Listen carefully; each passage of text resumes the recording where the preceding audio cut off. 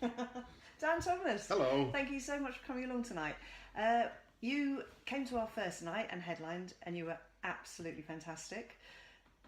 I'll take your word for it. And you're coming back again to headline again on the 16th of March, and we're really excited about it. So, can you tell us what to expect? It'll be different from last time because I'll remember it.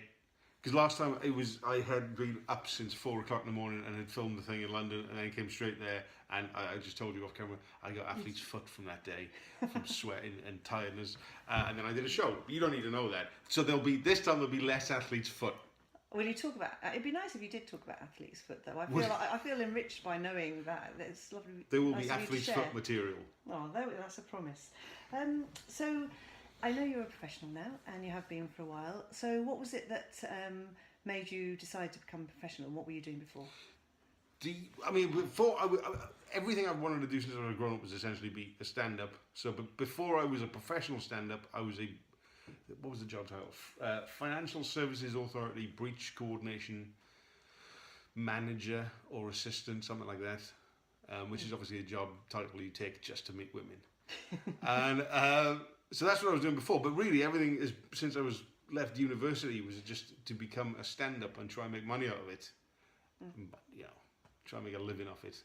So why was it that was your aim? Was it that as you'd grown up you were really funny, you made people laugh and you loved it? Or was it that you liked watching it on TV? Or where do you think that came from? It just seems easy. It just seems like a DOS, doesn't it? It's because I don't like I've had bosses and I've never cared for it. From like my first job working in a chip shop called the Fry and Tuck, which had a hilarious nickname.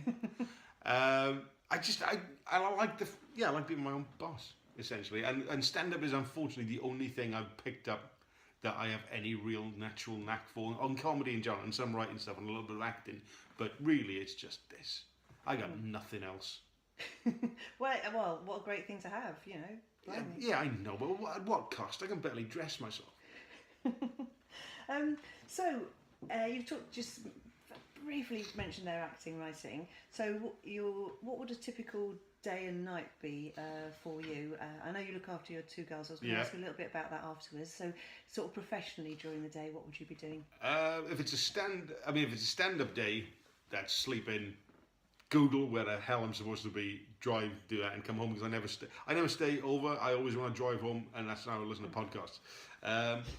Other days, it depends. There's probably no normal day. If I've got a writing job, hopefully my plan is if I'm writing something, I'll get up at 9 and I'll treat it like a normal job. Let's pretend that's what happens. Okay. That's never happened. I'll wake up at 10, unless I got the kids, in which case, I still wake up at 10, but it's harder to sleep that extra couple hours with the yelling. But anyway,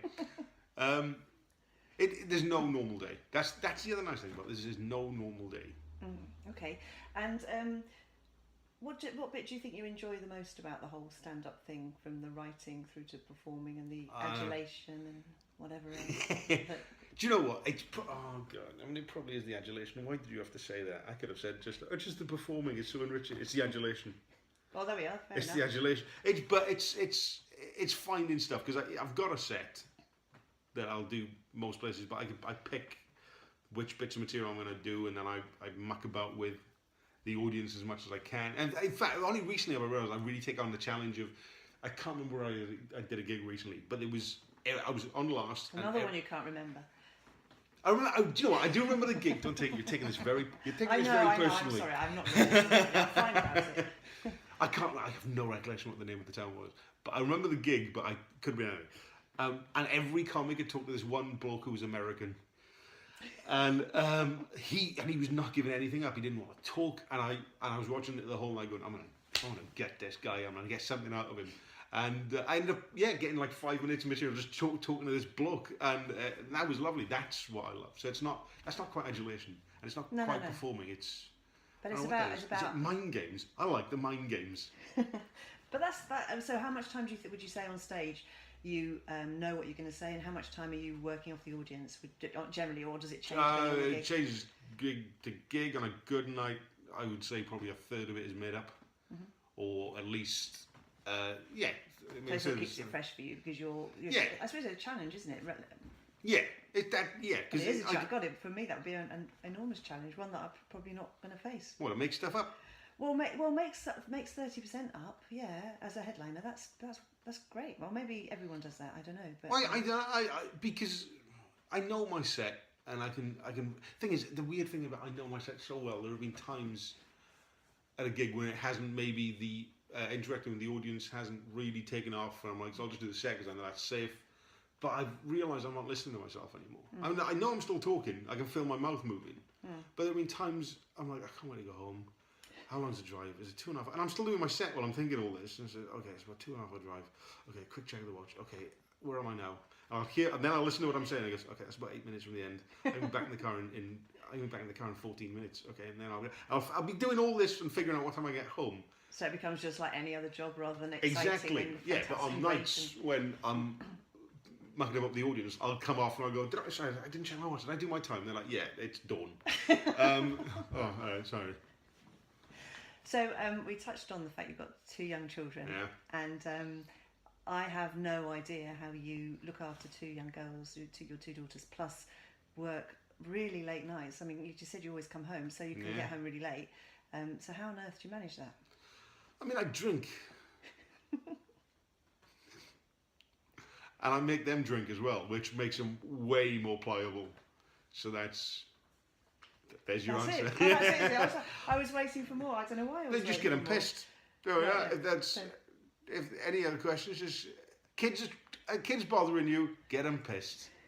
There we are. You heard it here first. Thanks for that. Yeah. Well, I think you heard it from my grandfather first. You just get them pissed. If you want a real answer, I genuinely don't know. It's murder, isn't it? I don't know. My wife does a lot of work. It looks like a laugh, to be honest. When I've seen you been things you put on Facebook and Twitter. Yes, well, obviously I only put the funny things. Oh, there we are. Otherwise, it would be horrible. It'd be like a Fellini film. So, where would you say you get your inspiration from? I don't know. Is the answer? I mean, jokes come from wherever. They just strike you. But at the moment, I'm writing a show in Welsh, which will be translated. Well, I'm going to translate it from English into Welsh, so you'll get at Dolly Chicken. We'll get some of hear the first new bits of this hour, which is about me growing up in the 80s in a very specific type of upbringing, which was very unusual. Which I only in my 30s realised, or was explained to me, that it's not a way to bring up a child, as I was. And I go, oh, okay, I'll probably get material out of this then. So you had no idea that you were brought up differently to other people? No. I'm absolutely. I know you're not going to say anything, and that's great, because obviously, I unlike you, I will be listening on the 16th of March. So and I'd like to hear it there first. But that's a long time for you not to know that you had quite a different upbringing. Oh, sorry. Just before I ask, how are we doing on the video? Is it still going? It is still going. Oh, okay, good. How does it take you so long to find out that you had? I don't know. Do you think about whether or not your childhood was weird? Because this is a whole new world for me. I don't know to what extent people think about their own childhood and compare it to other people's. Yeah, that's true. Actually, I suppose you don't. Just to give it a hint, they were genuinely there was police and guns and wiretaps involved in my childhood, and this is absolutely true. And yeah, that is quite odd, to be fair. I know now, but nobody mentioned this until I was like 31 when I'm telling the story, and they go, "That doesn't sound true," and it is true. And that's the Wales of Swansea for you. It wasn't Swansea; it was somewhere else. Oh, it was somewhere else. Oh, okay. We're not mentioning where are we, or are we? Well, it's still Wales. Oh, it's still Wales. Oh, it wasn't in. I grew up in Tel Aviv. No. You recently have done some shows on TV for S4C in Welsh. Yeah. How important is the Welsh language and doing comedy in the Welsh language for you? It's becoming a lot more important. Not just because the money's nice, because it's not. But because I've got kids now and they go to a Welsh school, and I think keeping the Welsh thing going is important. And again, because of the dough. But yeah, it's. Oh, sorry. I could see that was going to happen as well, and I did nothing. I'm so sorry. Well, at least I didn't knock over the TV. Sorry about that. Oof. Wait for it though. Okay, so I'm ready again. I wasn't even a proper answer there because I could see this going to happen. The glass went. Where were we? Welsh is important. Yes, there we are. Is that all you're going to say on that? I've just lost my page now and all the excitement. So I think, yeah, so what's next for Dan Thomas and comedy? Oh, I don't know. Leave us with something that makes us excited that you're coming to see All right, us and, all right, and, okay. and there's really exciting This things is something. going on. All right, you can be the first to get this then. Oh, good. I was in a film last year. Oh, God, you won an award. I won. I had got to be If I can stop you there, I won 2 awards. Oh, what was the other one? I only saw Well, I won Best Supporting Actor. I forget where, but these two festivals in LA, I won awards for both of them for one film in 2 festivals. Did you put them both? I only saw one on Facebook. I won.